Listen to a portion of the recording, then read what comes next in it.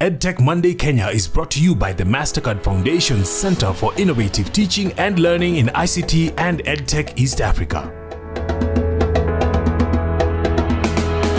Hello and welcome to EdTech Monday Kenya. My name is Joy Doreen Bira. If you're joining us for the very first time, this is a series of monthly conversations by the Mastercard Foundation Center for Innovative Teaching and Learning to facilitate critical conversations on the use of technology for teaching and learning by bringing together key stakeholders that include policymakers, EdTech entrepreneurs, teachers and parents. That said, our topic for this month is harnessing the power of technology to create resilient education systems. Now, before the pandemic, the government of Kenya had put in place e-learning systems to support the increased usage of technology in education, the digital literacy program being the flagship project on the implementation of digital learning in the country, puts Kenya among the leading African countries to embrace digital learning. However, challenges and gaps abound, such as achieving equity, insufficient supply of gadgets in learning institutions, and low reach of electricity and internet infrastructure. The question is, how can we harness the power of technology to create and build more resilient education systems in Kenya? Our panelists are Wanjiku Mbugua, who is the Kenya country lead for the EdTech Hub, which aims to empower people by giving them the evidence they need to make decisions about technology in education. Shiko specifically supports government and development partners with evidence to accelerate the integration of technology in education. We also have Henry Mudhomi, who is the Service Delivery Manager in the Education Department at Avanti Communications, a leading high-throughput satellite connectivity partner with extensive coverage across Africa. Henry is also a telecoms engineer. And we have Lydia Shege, who is the country lead in STEEL Education. Lydia is a teacher-educator with 16 years experience, a trained counselor and a specialist in child and youth development. She works to build quality education. Ladies and gentlemen, it's a pleasure to have you share your expertise on EdTech Monday Kenya. And to give context to this conversation, the Mastercard Foundation Center for Innovative Teaching and Learning organized a ministerial forum in Kigali, Rwanda that brought together education ministers from across Africa. Suraj Shah, our lead at the Center for Innovative Teaching and Learning, spoke to Education Cabinet Secretary Professor George Magoha about the support that can be given to help Kenya build more resilient systems in education. Let's take a listen to what he had to say. We keep talking about resilient education systems, and some of the progress made in Kenya was remarkable. What would be your suggestions? Going from here, what would you as a ministry, us as stakeholders who support the ministry, put in place so that we're never caught unawares, or we create these resilient education systems? The government of the Republic of Kenya, headed by His Excellency Uhuru Muigai Kenyatta, had a policy framework before this pandemic, and that policy framework was quite hinged on digital framework, where as early as 2013, the concept of having digital equipment in primary schools was conceptualized, and those digital equipment were actually made within our two universities, Moi University and Jomo Kenyatta University of Agriculture and Technology. The government had also developed the Kenya Education Cloud, way ahead. And so you might say that we were not caught unawares as such, because what COVID did was basically to hasten towards where we are going. Going forward, learning from the past history, I think I want to give credit to our government, because His Excellency the President opened schools ahead of many others, because he was sure that we had complied with what was required. He was also happy that the children were not completely out of school. The private school children were 100% in school, because they were able to give them ICT implements at home. A large number of the ones in government schools were also being reached by the Kenya Education Cloud teachers with content that were appropriate at that time. And like I said, when we opened schools later and had exams, the results were better than the subsequent year. And that's Professor George Magoha, who is the Cabinet Secretary for Education. If I start with Shiko, you know, in an ideal scenario where everything is perfect, what is the role of EdTech in building resilient education systems? And are we even there yet, you know? I think we're getting there. We're not there yet. But I think that technology has the potential to help us leapfrog in education. But we need to look at the education system. Right now, we're very much focused on the child. I feel like that's, you know, when we're talking about connectivity in this country, we say last mile. I feel like the child really is the last mile of the education process. But if we just took a step back, how well have we ensured that the system is efficient and effective so that the child then gets the kind of education that they need to be able to compete in the 21st century? So that, I think that would be my take. In an ideal world, the entire system would be infused with technology, not just the student. Okay, I like that. Henry? Yeah, I would like to look at technology as an agent of development, an enabler in the context of education, that which, you know, helps us to bridge the gaps within the system. And so to answer that question, I think I would look at the whole of education system. We should be asking ourselves, where do we see the gaps in that system? And then challenge ourselves to come up with innovative technologies that would help us to bridge those gaps, be it in terms of you know, reaching the students that are not able, or the learners that are not able to go to formal education spaces. That's right. All right, Lydia, as a teacher trainer, and having dealt with teachers, are we even there yet? Are we making progress? Thanks. Something needs to be done. As Henry has said, we need to identify the gaps and address those gaps. EdTech is there, because we know DLP has been in the schools since 2013. But there's the bigger gap of how much is the teacher trained in the use of technology. So we are not yet there. The bigger gap, as Shiko said, is we need to go back and pick up the teacher who is supposed to be the one running with EdTech in the schools. So we are not yet there. All right, and from what Professor Magoha said, you know, that since the implementation of technology in the education system, learning has since improved. Would you agree with that? No, I wouldn't agree with that. Simply because also the CS has said that when COVID came, the children in the public schools were not in school. So they had to wait until the president reopened school. And he compared this to the schools, the private schools, where he said the children were learning 100%. So not yet. Not yet there. All right. Shiko, if I might come back to you, you know, research plays a significant role in informing stakeholders on the needs, what we need to build, and in particular, building resilient systems. So what have been your findings so far in regard to where we are today and where we need to be to ensure that no learners are left behind? I think from a research perspective, first of all, as Kenyans, we're not doing too badly. I know we're not there yet, but sometimes it's good to acknowledge that we have made significant strides, and research does support that. Research also supports the ability of technology to build equity into our education system. So there's research we've done on girls, and it shows that actually if you give the girls access to technology, they're more responsive, they want to dig a little deeper. Unfortunately, there are also significant barriers to girls getting you know, access to technology, but that's a conversation for another day.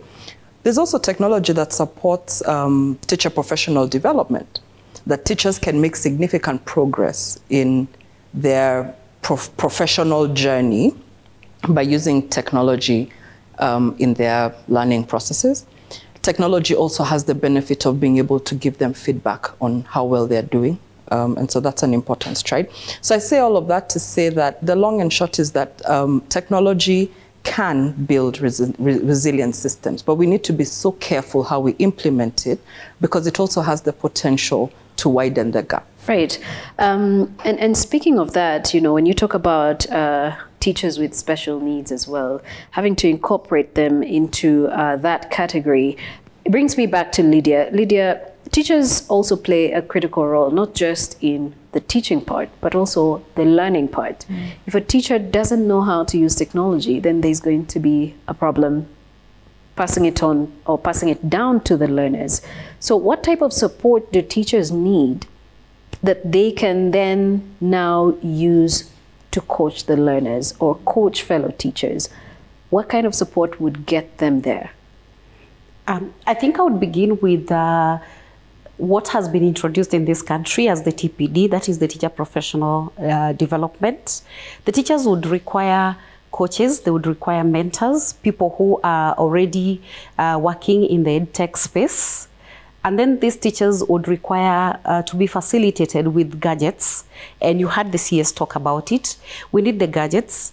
I think before we can give the gadgets to the students, let every teacher have a gadget so that the teacher is not relying on their own resources, like a smartphone or anything like that, or where a situation where we have just one laptop to a school and there are like 30 teachers in that school, 20 teachers. I think it creates such a gap, just like Shiko has said, so that that teacher who is very well versed with the use of technology runs away with the gadget and is the only person we go to when we want to use it in our classroom. So the first thing we need to do is tool the teacher, give them a gadget so that they can do practical work. And when we are training teachers on the use of technology, let it be hands-on. All right. Henry, you know, there are different stakeholders who come into play when it comes to connectivity and digital learning and e-learning. And you are one of those stakeholders. But what other role do private sector players such as yourself have to play in ensuring that we are all supporting a resilient education system? Yeah, thank you. Indeed, there are many stakeholders in the whole system or ecosystem of education. Government is definitely one of the key stakeholders, and I agree with what the CS said. You know, that the government need to invest more in education, because then they need to lead from that perspective. There are several other stakeholders that must be brought together to support this from within the government. When you look at the structures of the government, we're looking at the Ministry of Education, for instance, TSC as a separate arm of government, because they are directly involved in the management of teachers. The teachers themselves are key stakeholder in making sure that this is successful, because, you know, they are the ones that deliver the curriculum through ICT and through the technologies that are being implemented. The school management, boards of management, needs to be in the fold as well.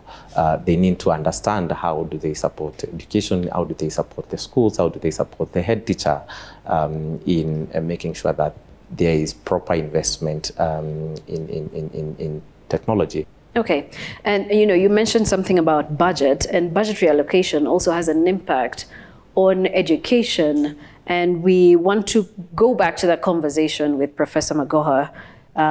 Let him share with us some details about the education budget. What does it look like? So going forward, it is important for governments in Africa to provide adequate funding for education.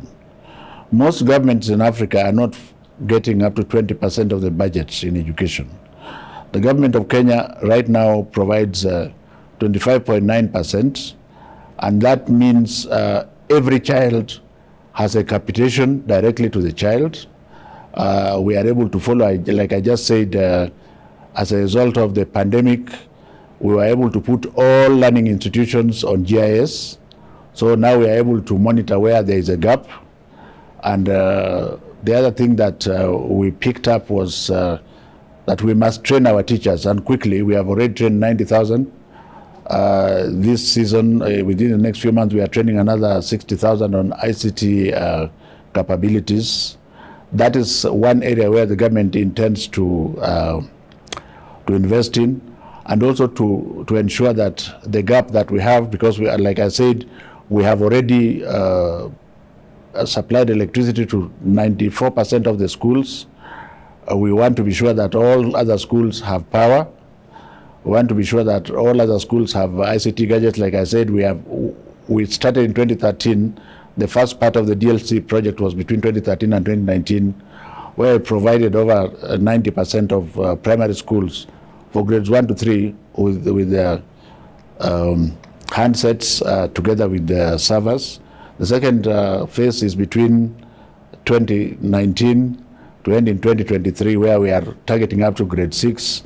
And from 2023 to 2029, we shall go up to TVET and university to ensure that everybody has got an implement. All right, so Professor Magoha says 25.9% of Kenya's national budget goes to education, but then there are questions on equity and infrastructure that still linger around. And then while we're talking about this, how do we ensure that these gaps are cognitive of the fact that we also have learners and teachers with special needs? Lydia. Yeah, well, first of all, let's appreciate that the government of Kenya commits 25.9% of its national budget to education. Good investment. When you look at the lower level is aimed at 20%. But I think the bigger question is, where is that money put in? As you've said, there's still issues around infrastructure. I know currently the infrastructure that we are addressing is the junior secondary, and therefore we're building classrooms. But as you say, there is the issue of where is special needs education. There's still a lot that is to be done around special needs education. Since the policy launch by the president in 2018, I know there was a blueprint that committed to 10 years, which will end in 2028, where we're looking at moving Kenya from special needs education, which addresses education for learners with special needs from a segregated kind of schooling, to now embrace what SDG asks us to embrace, that is inclusive education. Mm-hmm. So there is a lot of infrastructure adjustment that we need to do in the current schools so that every child accesses the school nearest to them. And I'm looking at the current debate where we are saying junior secondary school will be day schools. So this child with special needs need to access that day school. And I want to link this with education technology. Mm-hmm. When we talk about special needs education, I think EdTech gives us a very good platform for us to include these children with special needs in whatever space that is available for them, rather than them going to like boarding schools when they are very young. We can just use education technology.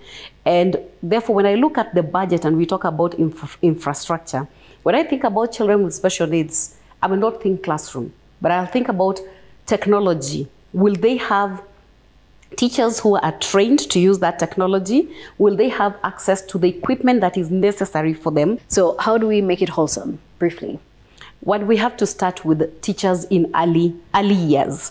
We need to introduce the teacher in early years. That is from pre-primary 2, 1, going grade 1 up to grade 3. And we introduce them to technology, and they use that technology in their classroom. And when we are talking about building capacity of teachers to use technology, I think the best thing to do is, first of all, have resources for the teachers so that the teacher is already enjoying what they're getting as their own resources to give them capacity to deliver in the classroom. In Instill Education, we have resources not for the learner, but for the teacher. So that as a teacher, I use the online resources, then I go to the class when I'm feeling empowered to now create online resources for my own students. All right. Yes. Okay. Shiko, I come back to you. What do you think digital learning can help address, or how do you think it can help address the need for more targeted support, for more personalized learning in our education institutions? Thanks, Joy. That's a really good question, and one that is of course top of mind for a lot of teachers, especially because of our curriculum now.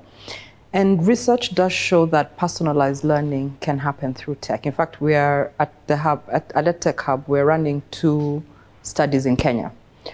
One is down in the coast and the other one will be in Nairobi. What we want to understand is how well the teacher can understand the needs of the child if they use a particular software or technology to be able to help them assess this is where this learner is, this is where this learner is. The potential is there. We just want to back it with evidence for our local context. And that way I feel that that's a real push, or a real, there's a word I'm looking for, a booster, especially for our teachers as they continue to understand how to implement this system. I feel like if we had the evidence to show what personalized learning can do in the classroom, that would make a big, big difference. Henry, effective infrastructure is critical. Lydia and Chico have also talked about it. In fact, it's a prerequisite for access to digital learning. From your work with Lango, which you've done quite a lot, and you've also done this across like 254 schools across 245. Kenya. Yeah. So what have you learned about building resilient systems, and what would you recommend? If, say, you were seated with Professor Magoha, what would you tell him today? Yeah, well, I would look at infrastructure from different levels or perspectives. If you were to look at access, for instance, then we are talking about electricity, we're talking about connectivity, we're talking about digital devices, you know, in the hands of the learners. Well, there has been a lot of intention, I think, and deliberate, actually, you know, action from the government to make sure that there is electricity across the whole country, reaching the primary schools. I think the idea was to connect all primary schools, and a good number of them are connected. But there are challenges. I mean, in the schools that we have gone to, in the areas that we have worked in, we've seen schools that have gone for a significant long period of time without electricity. Whether it is to do with payment of bills, and I know the government facilitates the schools to do that, but for some reasons there are some schools that go for a long time without electricity. Whether it is the capitation that is not enough, I'm not sure, but electricity is definitely one area that needs to be looked at. Professor Magoha also had a way forward, but I don't know if it's agreeable to each and every one of us as a key player or players in the education system. Let's take a listen. Deliberately, we have acquired the one child, one book. And this is done from the center, and the books are delivered to the child. Right now, I think that is doing very well. And going forward, my hope is that the ratio of the handsets to the children improves as we move on. Let me end by saying that the smart cell phone penetration in Kenya is one of the highest in the world. And if you take the cell phone as a handset or a computer, then I think we shall get where we are going much earlier than we expected. All right, we're going to bank on whatever he has said, increase the number of handsets in our schools to improve learning. So in closing, ladies and gentlemen, in 30 seconds, what would you recommend be the way forward? Shiko, I'll start with you. Focus on the teacher.